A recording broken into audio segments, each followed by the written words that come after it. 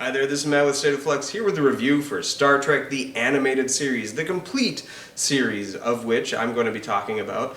This is a TV show that most people are kind of dismissive of. It's not necessarily considered canon, though nothing really goes against the grain of canon that you are presented coming forth into the future. And in fact, Star Trek Enterprise, had it gone into its 5th season, would have made plenty of callbacks to this series. So, since a lot of the creators in the future kind of use elements within this story, down to the holodeck, down to Spock's kind of origin, I consider this kind of Star Trek canon my personal self, and it's a show that is better than people kind of acknowledge largely, and I think that's largely because they haven't seen it. They've only heard about it and that it's not entirely canon, so they just kind of wash it away.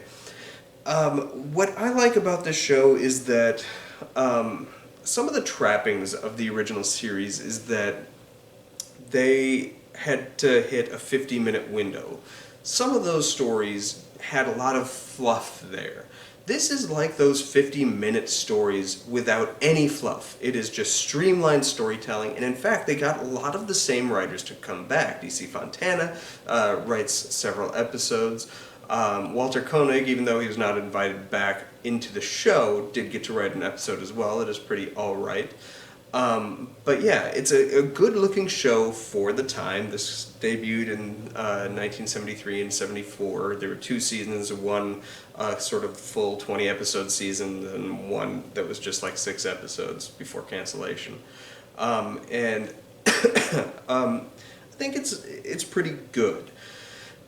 It does have stunted music, much more so than the original series, in that there's only like 2, maybe 3 themes throughout the entire series, and they recycle them for every single episode, so that gets grating after a while. You cannot watch the show in like straight through. You will lose your damn mind. But they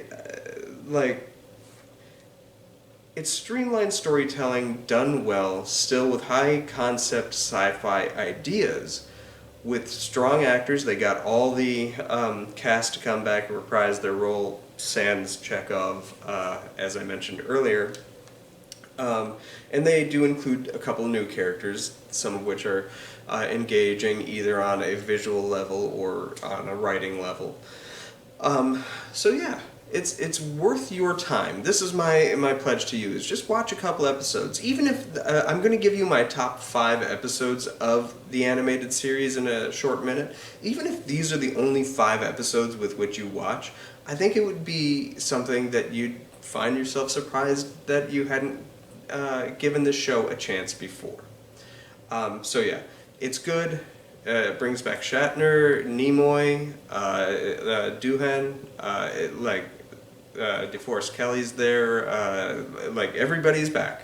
The characters are utilized well, and the animation, as I say, for its time, is good looking. So it's worth your time. Right now I'm going to give you my top 5 episodes of the animated series. And I'll do it in reverse order. In my number 5 spot, I give you Yesteryear.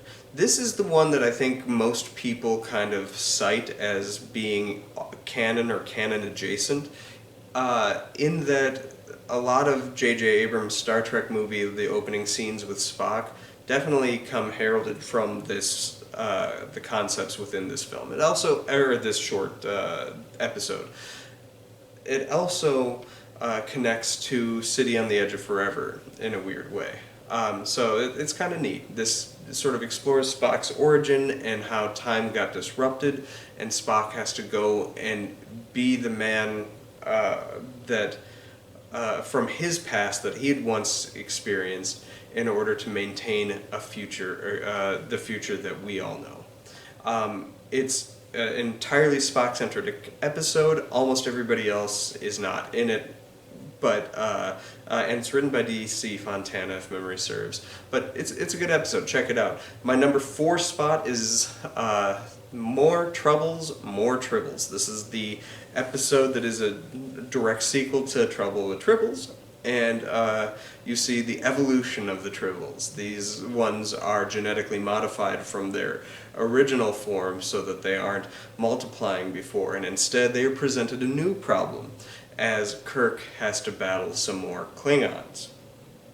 And it's a funny episode. This is part of the trilogy of Tribbles episodes. You had the Trouble with Tribbles in the original series, you had more Troubles and more Tribbles with the animated series, and then in Deep Space Nine we got Trials and Tribulations, which rounded out the Tribble trilogy, all three of episodes of which are good, and I think they're all written by the same person, which is pretty neat. But certainly this episode was written by the same person who wrote the original series episode.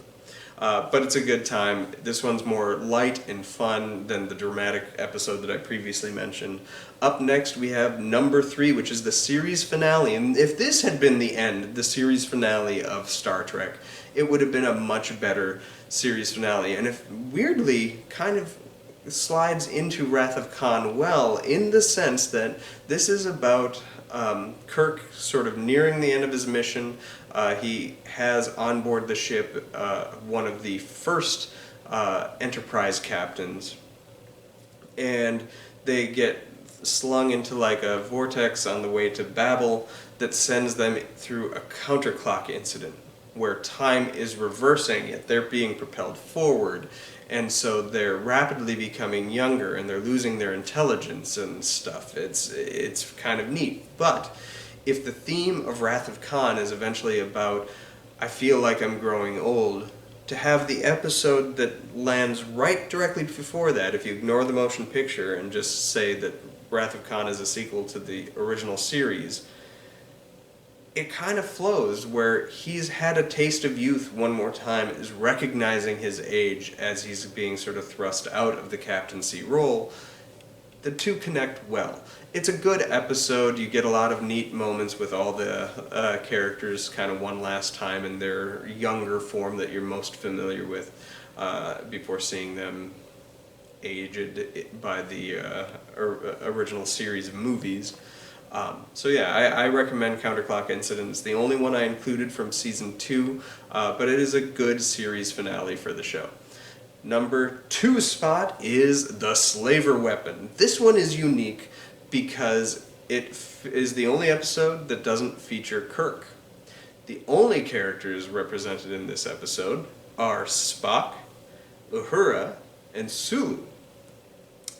So you have the diversity episode, and it helps that this is a well-written episode as well. It's very rare that Sulu or Uhura can get a chance to maintain an episode.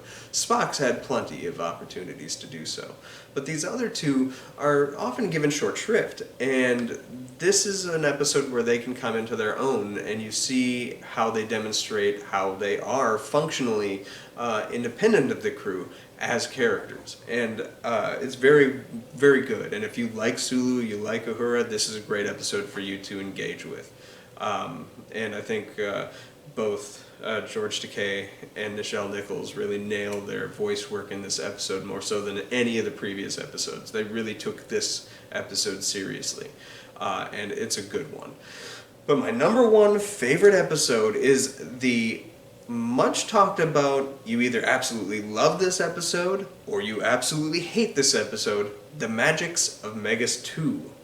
This one is a weird one in that it ties into American history and the Salem witch trials when the Enterprise encounters a magical being named Lucian, and he's exploring the magic of Megas 2, this planetoid that they are on, and he is very dismissive, and he doesn't like the Enterprise characters because of who he met in the past and how they burned him. And it sort of becomes an exploration of religion in an interesting way, and mythology and different things like that. I really like this episode. It helps that I watched this episode for the first time right before going to Salem, Massachusetts. And so watching this interpretation of that, and then within days of that event going and experiencing Salem myself, I do have a personal tie to it and how that affected me.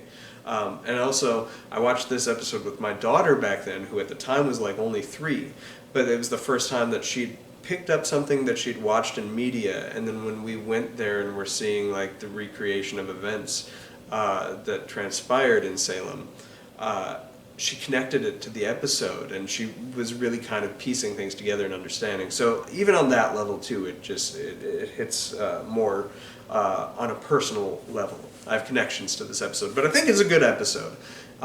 Star Trek works well when it's playing with allegory and stuff like this, and this is a very on-the-nose allegory, but you know what? I don't care. It works. It's also animated and aimed for children. Sometimes being on the nose is where it's at.